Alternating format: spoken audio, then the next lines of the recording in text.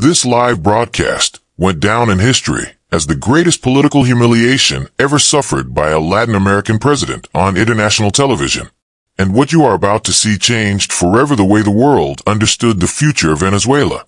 Donald Trump had just delivered one of his most striking statements. Anyone who opposes freeing an oppressed people becomes complicit with the dictator.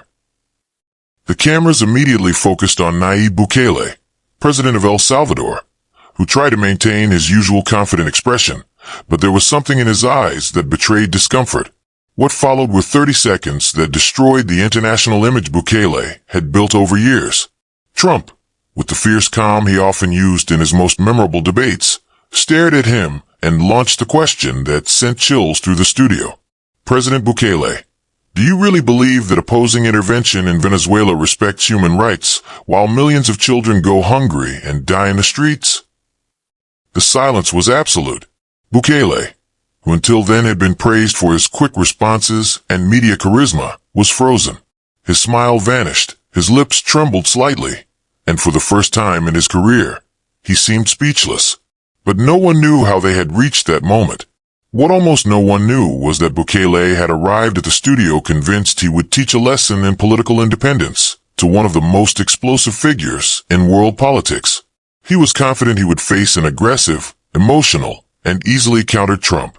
What he did not expect was to meet a Trump armed to the teeth with figures, documents, and testimonies, proving that his refusal to intervene in Venezuela was not diplomatic neutrality, it was complicity. It all began 3 hours earlier at CNN International Studios in Miami. The program was titled, Venezuela, Between Freedom and Dictatorship. Nayib Bukele, the Salvadoran president who had become a symbol of the new Latin American right, would face Donald Trump, the former U.S. president who had promised to end dictatorships in the hemisphere. Bukele arrived at the studio in his impeccable blue suit, his signature cap giving him a youthful aura, and the confidence of someone ruling with historic approval ratings in his country. He believed he could be the voice of prudence, the man preaching non-intervention and absolute respect for sovereignty. Trump, on the other hand, came with a different goal. He was not there to negotiate. He was there to expose what he considered the greatest hypocrisy in Latin America, the so-called neutrality that, according to him, left millions of Venezuelans abandoned under tyranny. The studio was packed. Viewer ratings climbed minute by minute. Social media was on fire with hashtags like hashtag Trump vs. Bukele and hashtag Free Venezuela.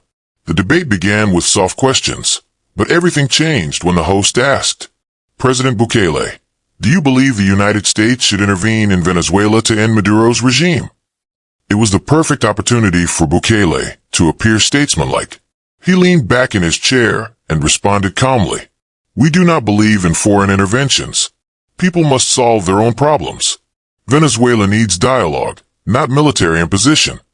Trump listened silently, a contained smile forming on his face like a predator waiting for the exact moment to strike. Then he dropped his first bomb. Dialogue? With a dictator who has tortured over 400 children in his prisons? I have the UN report that proves it. Is that dialogue, President Bukele? Do you really believe looking the other way respects human rights? The cameras captured the moment Bukele swallowed hard. He tried to smile, but the gesture cracked. Trump didn't let him breathe. Do you know how many Venezuelans have fled their country? Over 7 million. Do you know how many children are malnourished? 2.5 million. Every time you say non-intervention, these children keep dying. Do you want to explain to the world why you oppose the U.S. helping to free them? The silence was deafening. Bukele attempted to retreat into diplomacy. Look, the situation is complex. We cannot simplify.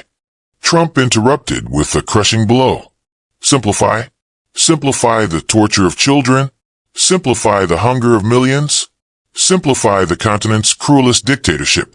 President Bukele, you are not defending sovereignty. You are defending the dictator. Bukele's face hardened, but Trump had prepared his final strike. He pulled out a folder and held it up in front of the cameras. Here I have the records of your envoy's secret meetings with Maduro's officials. Do you want me to read them live? Do you want the world to see how you negotiate million-dollar energy contracts while millions of Venezuelans flee from hunger? Tell the world the truth, President. The studio froze. The cameras focused on Bukele, who tried to speak but could only murmur. That's false. Trump, with terrifying calm, stared him down and declared, "You are not a defender of sovereignty. You are an accomplice. History will remember you not as the brave president who confronted crime in his country, but as the man who stayed silent when millions of Venezuelans needed his voice." Social media exploded. Hashtag Bukele Humiliated became a worldwide trend in minutes. The clip of the confrontation was viewed over 60 million times in 24 hours. In the streets of Miami, thousands of exiled Venezuelans marched with signs reading, "Thank you, Trump, for saying what no one dared." What seemed like a simple television debate ended up being the start of the greatest political earthquake of the decade. The day Donald Trump confronted Nayib Bukele and exposed him as a passive accomplice to a dictatorship. That day was etched forever in history.